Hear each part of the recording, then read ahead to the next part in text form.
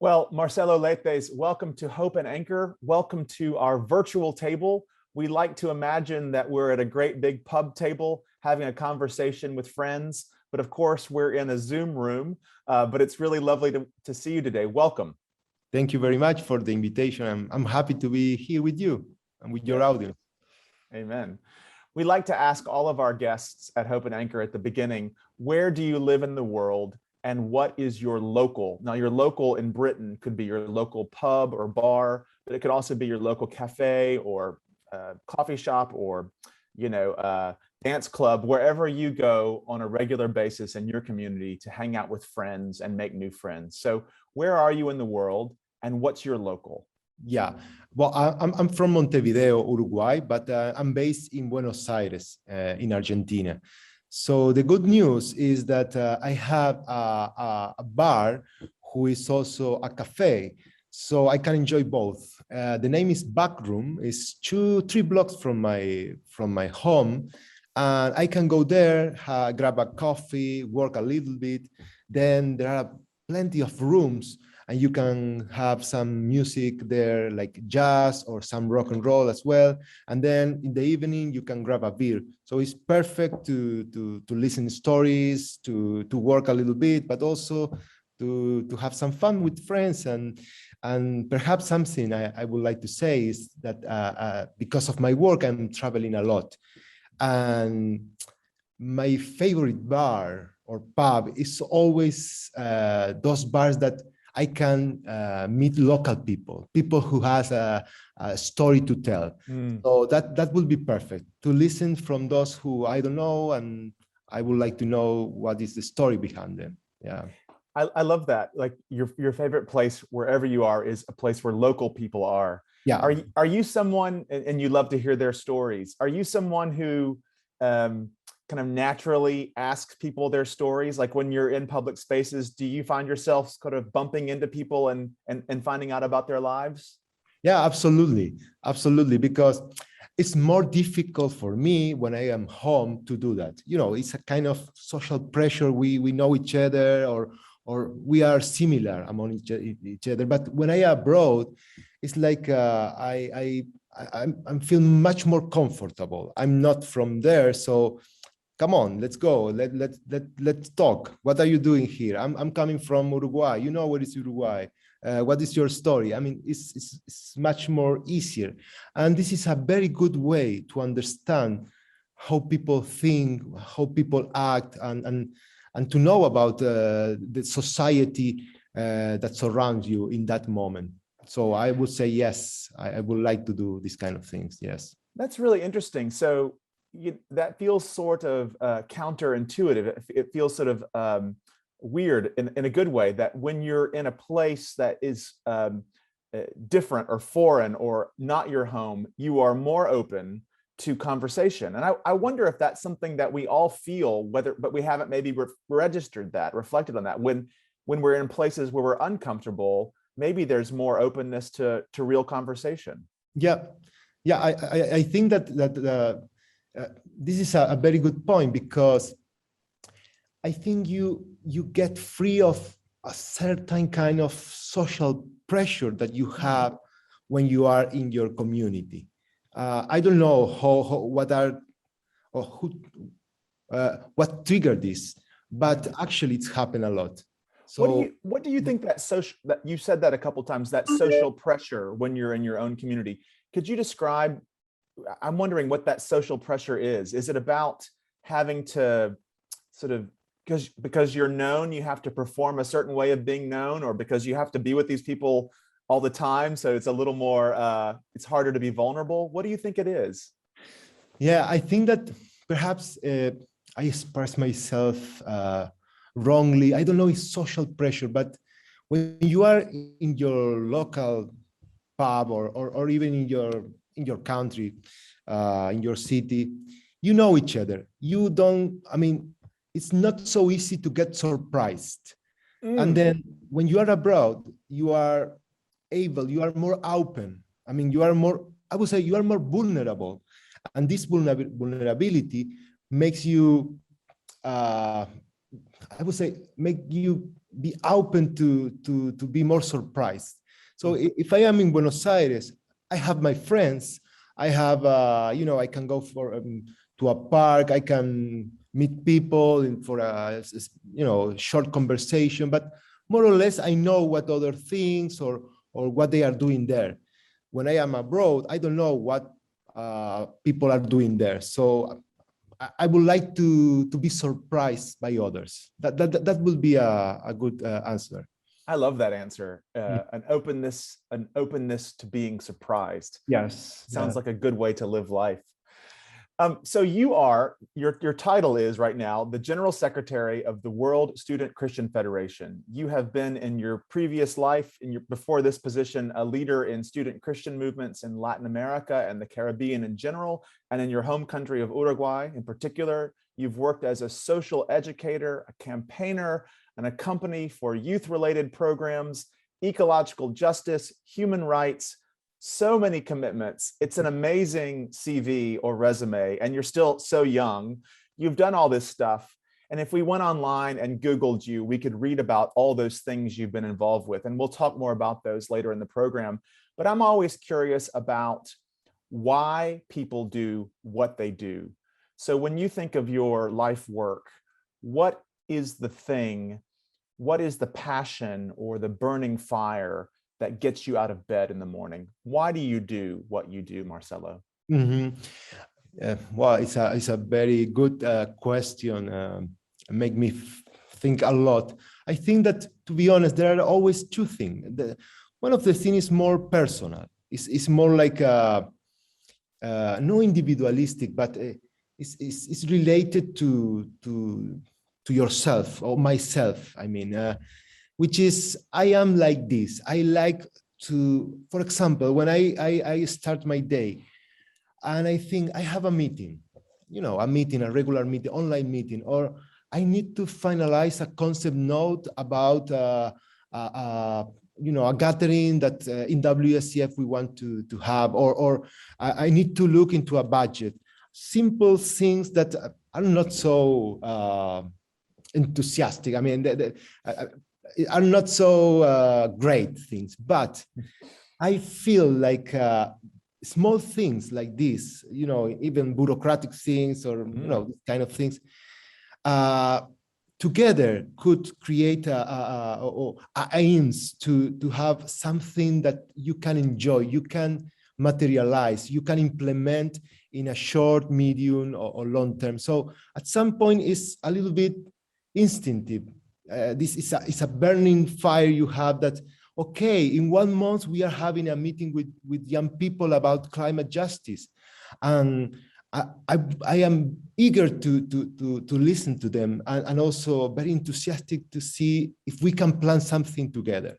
And if they can be committed with the same passion I have. So this passion is, there is no a proper explanation. So this is the personal part. So there is no proper explanation why I feel this passion.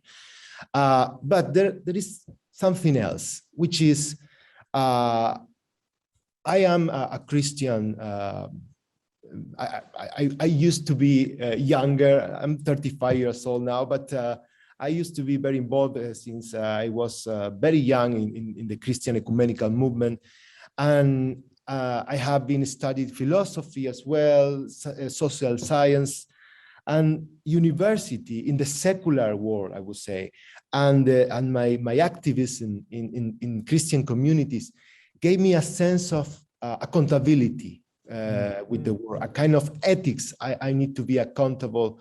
And I believe there of a change. I mean, I believe that change is possible, that our role as a Christian activist or as activist is to transform the world we live, because I can sleep well, I would say, metaphorically, if I know that people is living in very bad conditions. And we are in a war where people is living very bad. So this is a call, an ethical call. And I want to follow that call. Have you always, when you look back at your life, even as a child or a very young person, a teenager, have you always had that call? Have you always had a hard time sleeping because of the injustice in the world? Or is there something that kind of woke you up to that? Or both? Both. I think both. You know, this is not something that is part of our human nature per se. This is something that we can learn.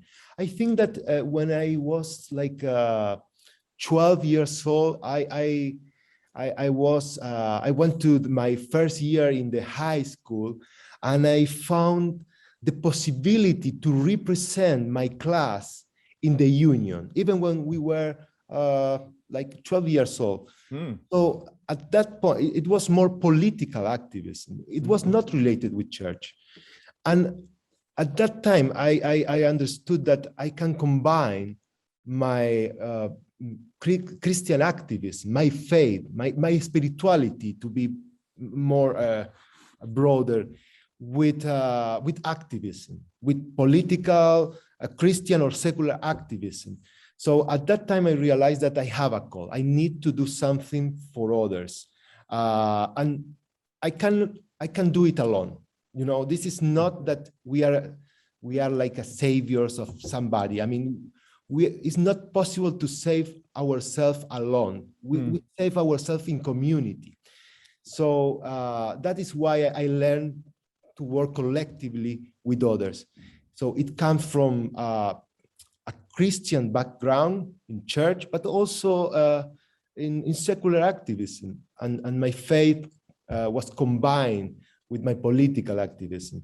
So I don't know, for others who can listen, actually, this is something that we can learn. We can learn to be sympathetic with others, and we can learn to feel this passion. It's something that we can practice. Practice, yeah. That's, I really resonate with that personally, and I think there's so much power, I think is the word to use, in the community organizing understanding of that. There's so much power when secular models and faith models get together for justice. I think that's really compelling. Can you tell us just a little bit about the mission of the World Student Christian Federation? I know that there's a long history of ecumenical work, and in recent decades, I think the combination of spirituality and activism really flows together in your work. But can you just tell us a little bit, for those who maybe don't know about WSCF, what your mission is? Yeah. Well, the WSCF, as you mentioned, is one of the oldest ecumenical organization, and is composed by Christians from different cultures, denominations. We have Orthodox, Protestant, Anglicans, Methodist, Pentecostal. We have a lot of people around. We are around 107 student Christian movements. So we are a federation of student Christian movements around the world in 90 countries. And our mission is to develop capacities, leadership. Being a youth-led organization is not only to develop or build capacities for young people, and that's all, but it's also to create spaces of leadership where young people and students could develop their skills, their talents. So the mission is very focused on, of course, to be a Christian fellowship around the world, to celebrate together our identity, our ecumenical identity, but also it's very addressed to social justice. And when we talk about social justice, it's also related to different topics, burning topics for humanity nowadays. For example, we are working on climate change. We are working on peace building, for example, in the conflict in Palestine and Israel, or in Colombia, or in the Philippines. We are working on gender justice, on LGBT population as well. We are working on higher education. So we have different portfolios, and the protagonist of this story of being part of a change are the students at the local level. So we have a global federation. We work, for example, with the United Nations or with the World Social Forum, but our life is in the local level with the students.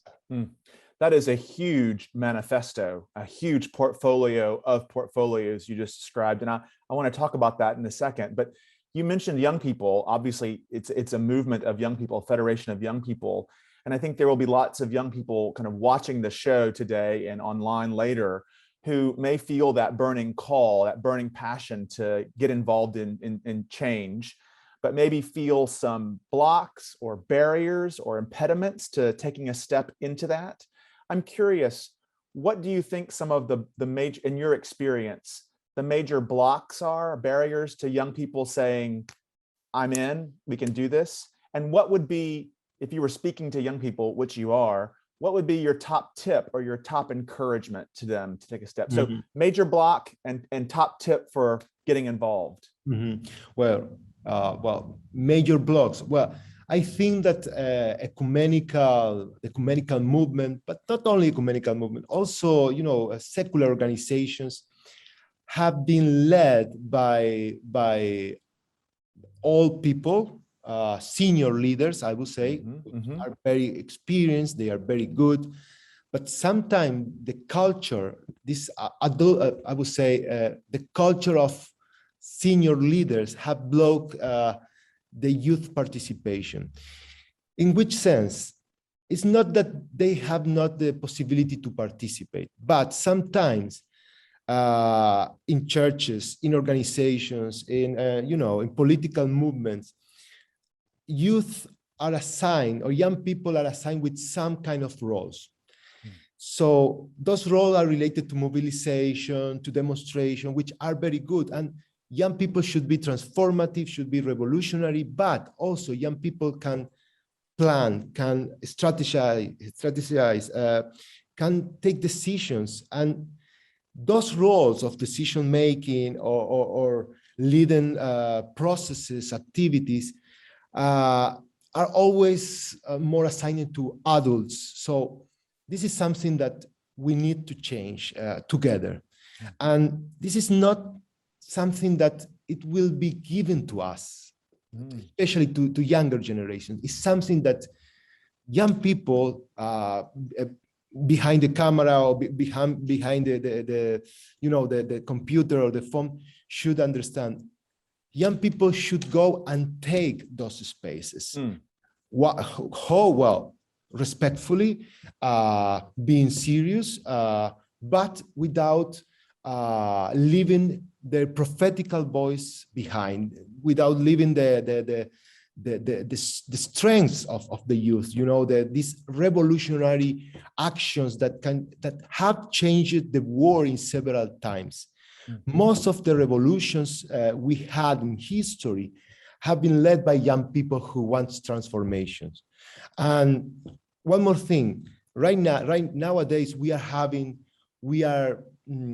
facing a world where extremism and hate speech and even religious fundamentalism are increasing, and they are trying to co-opt young people, and many young people are participating of those groups. So we have all young people have this responsibility to take a step forward in change the world and reject fascism, reject hate speech. And as a churches, as communities, we also have this important role to be more appealing, to be more open, in order young people could lead and could feel that there are some hopes for them and for future generations. Powerful, powerful. You were talking about this vast portfolio of all these interconnected struggles, passion for liberation around, economic justice, ecological justice, racial justice, LGBTQ concerns, all of these things which find a coherence in our faith, and are held together. But that's just like a vast portfolio. And I know you have leaders around the world. You mentioned 107 different movements, student Christian movements. Could you share a story? So all of this is about systemic transformation, right? This is all about changing the culture, changing the systems that sort of push life down. And so to transform the system so that we build life up. Could you share a story from your work, maybe a student group that you've seen, or some local expression of what this kind of systemic transformation looks like? I think sometimes when we talk about political and social transformation, they're such vague things. They're good aspirations, but could you tell us a story of a group, a community actually living into that, and what that looked like and felt like? Yeah, exactly. Because systemic change is not something that we can reach in short steps. It's something that we should walk together in community, collectively. But I have a couple of stories. So one of the stories I was more I don't know how to express it, but touch, I will say. It was in Colombia. We started to work with a group of young people in the north of Colombia, very poor student community. They were coming from, Colombia is a very complex place, and sometimes we don't know, but in rural areas, there are a group of people who were displaced. So we started to work with young students that they found some access to the university through some scholarship, but very poor communities, and they were displaced even 9 times, some of them, from the local communities, some of them indigenous people. So we started to work with them in a very horizontal way, because our work is not to preach them, it's not to teach them. It's about how we learn from each other, because honestly, we learn from each other. It's not that we know more than that. We know from each other. So they started to work in a project that was related to cook together from different elements of their local culture. Corn, for example, and some other I would say some other elements that I don't know how to translate, but very local food. Why? Because through those workshops, we talk about peace, how to build peace, recognizing that the food we have in our fields, in our land, is a gift of God, and to resist this displacement through acknowledging the culture of them, the food, what they drink, how to keep those things in community, allowed to talk about other things related to the Colombian context and how they have been displaced, and how other people that came from cities, because it was a mixed process between students from the cities and rural students, how people can know more about this this problem in Colombia without getting into the theory only in the theory. So they saw how these students coming from displaced communities could together and talk about peace issues. After a time, I would say after 2 years, this group of displaced students start to do the same, not only in their own community with the students from cities, but they start to travel to different places in Colombia and cook with others, other groups of students in other campuses. And they become not famous, but they become very recognized, and they self-manage this project they have now, and they work alone. We are not working with them. We have a kind of very kind relationship, but they self-manage the project. The project is called Pastelery, which is Peace Bakery. Oh, so love they that. bake talking about peace. And it's a very good way to talk about peace education among students. So I'm very happy to see them now where they are now, walking around Colombia and doing these workshops. So if I heard you right, leaders that you were in relationship with for that first 2 years, you were in kind of this kind of dialogue and kind of reflection and action together. But then after that, am I right? But after that time, it really was, it has become sort of self-organizing. So it's not like you still have staff on the ground, but it's flourishing by self-organization. And is that right? Am I hearing that right? Yeah. It's exactly like that. We work together in a methodology to work on peace building, on peace pedagogy. And the idea was this peace bakery. In Spanish makes sense, pastelería. Yeah. So we work on the methodology. We learn about this methodology because it was created together with their experience and expertise by bringing the stories, these burning stories that are very hard to tell. But through this peace bakery, these people could say what they feel and could teach us what is going on in terms of peace in an armed conflict in Colombia, and how overcome this, how to be resilient to this in community, cooking together, baking together. I love that. So, you think about food as something very nourishing, as the sense of being friends and family around a table. But then you mentioned like doing that in the context of armed, of potentially violent context. And so, it's not like just a sweet afternoon having a croissant, right? Like you mentioned resilience. And I was just curious, I mean, everyone is living, leaders across the world are living in very, very different contexts. But maybe one of the things that's constant across context is that, particularly for activists and frontline leaders and people who are really engaging structural change, is this real high possibility of burnout, of exhaustion. And I see that in activists of faith. I see that in secular activists, in my friends in both worlds. I don't think of them as worlds, but so I'm just curious about this activism and how spirituality is a practice of resilience, a practice of Sabbath or rest or whatever. So I'm just curious, how do you think about, for activists, what are your top tips or suggestions for letting spirituality be part of the activism so that there's a long haul capacity? Well, yeah, this question is very important because at some point, activists in every war,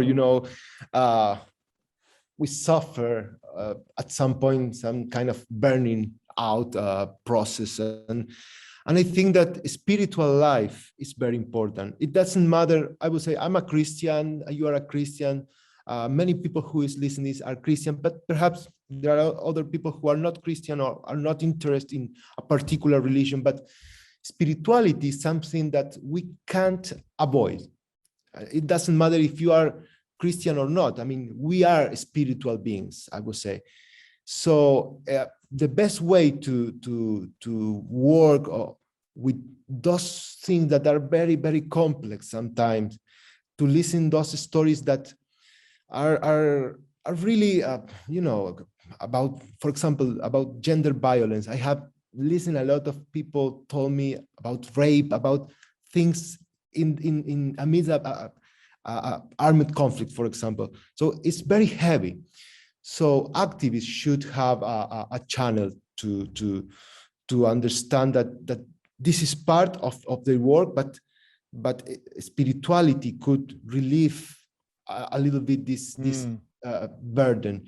And I would recommend to find the what makes feel good in terms of liberating our soul of so many burden.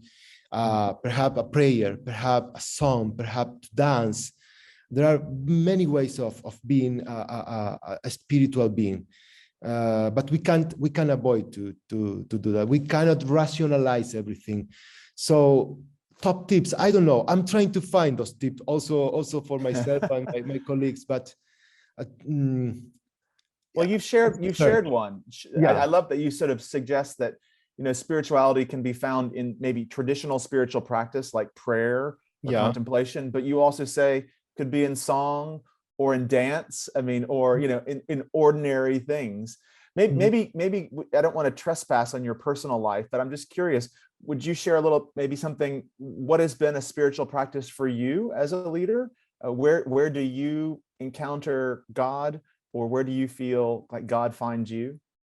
Well, yes. Well, two things. One of the, perhaps more related to the other one, is when I am full of, overwhelmed, I would say.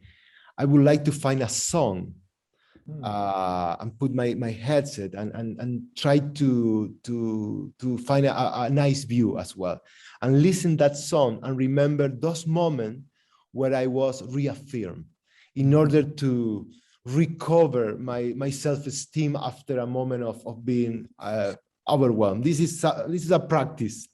The other thing where I can find God, well, I think that among people, I think that I can be alone. I enjoy silence. So I think that sometimes in silence, you can listen to yourself and also listen what God had for you at some point, because God loves us, and what we want, what are our desires, I think are shared by God as well. Of course, I'm talking about good desires, good things, so good wish. So I think God wishes us love, wishes us a complete, a full realization of our life. So we need to listen ourselves, and also we need to share our hope among others and listen them. What are their hopes? So I think God is a God of community. And we can find God in the hope of the community. It will be one of my practice. I would recommend. Yeah, it's really, really, really beautiful. Thank you for sharing personally about that. You talked about just now sharing our hopes with the community, and obviously, as we've talked today, I sense a real commitment to mutuality from you, a sense that we share and we offer, but we also receive and expect to receive and be helped by other people. And I just feel that dynamic kind of moving in you and your leadership, and in your group's leadership. I think so. I'm part of a team in the Methodist Church in Britain, and I've also worked with the United Methodist Church in the US around evangelism. And I think evangelism is, sometimes we call it the E word. It is a word that people are nervous about, and sometimes really appropriately, because evangelism has had a colonialistic side to it. And so we're trying to do a lot of work and help people kind of reclaim evangelism in a holistic, non-colonialistic, inclusive way. And one of the things that we talk about is how we think evangelism is deeply connected to the work of justice, that you can't really separate those two things out properly. And so when you said, you feel like you want to share your hope with others, that feels like a very evangelical thing to do, to share a testimony of your hope. Again, you'd be expecting to hear a testimony of hope from other people as well. But could you just say a little bit more about those things, trying to hold together evangelism and justice? On our team, we say, on our team in the Methodist Church in Britain, we say there's no good news without justice, and there's no justice in a divine sense without good news, and that Jesus holds those things together. What do you think about that? Do you agree? Do you disagree? I absolutely agree with you and what your team said, because my opinion, of course, we have a very complicated colonialist past. But nowadays, I think we are more not only open, but we have reinterpreted the sacred text, for example. And I'm sure that we share this idea that evangelism and justice is about to recover people's dignity. And it's not about proselytism. It's about to go and not to preach them how they should behave, act, or believe. It's about to reach those ones who are in distress, who are suffering, or perhaps they are not suffering, but they need hope.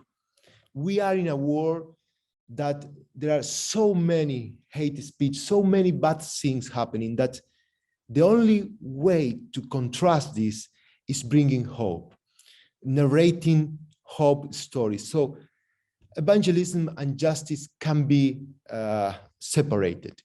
If we do that, we are taking out from the justice part the divine part, and justice is divine per se. And then if we do evangelism in the most, classical way, colonialist way, transcultural way, we are taking out from this very important mandate, which is the gospel, the justice part, which is to reconciliate human being with God, human being among themselves, men and women, and men, women, and nature.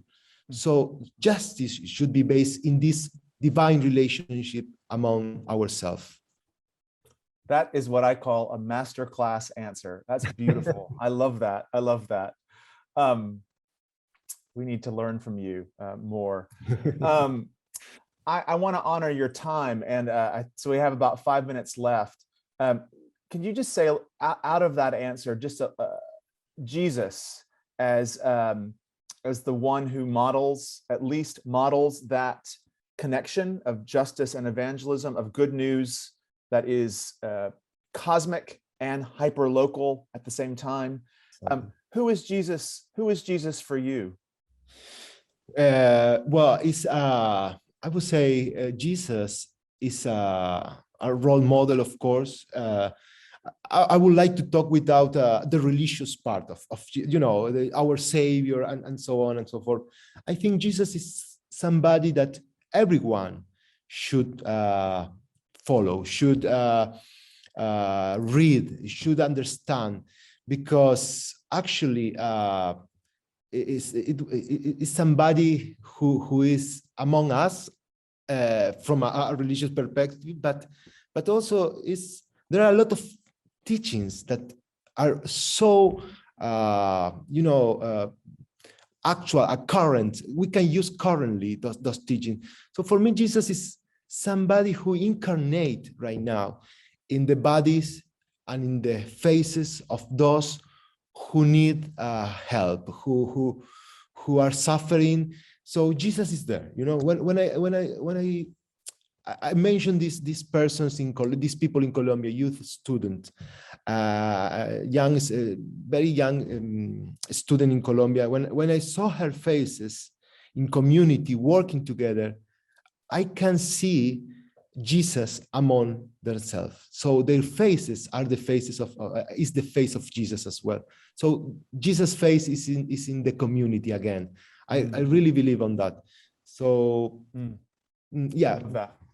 One of my favorite, there's a benediction that one of my favorite priests, she's an Episcopal priest in the US, and one of her benedictions at the end of the Mass or the end of the service is, "Go and seek Christ in every human face."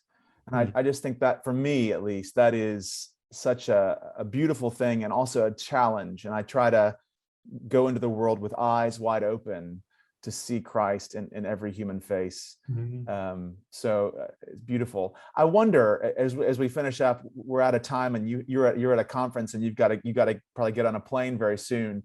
But if you were at a massive gathering of students, young people of different faiths, maybe you're outside the UN rallying, maybe you're maybe you're in Argentina at a big rave. I don't know. You're at a dance party, and they say, "Oh, Marcelo's here. Marcelo, before we leave tonight, would you get up on stage?" And they hand you a microphone and give us a blessing, or give us a benediction, or give us a challenge, just in a sentence. What would you say to them to encourage them? Okay, good one. I would say, especially for young people, right? I would say, go and take it. Taking it, because there are so many things that young people could do. We just need to encourage them to go and take what they want to do. And it's not one step or a short time process, but it's a series of steps that people could reach what they want to do. Brilliant. Marcelo Leites, thank you so much for being with us on Hope and Anchor today. It's been a real joy. It was my pleasure. Thank you very much.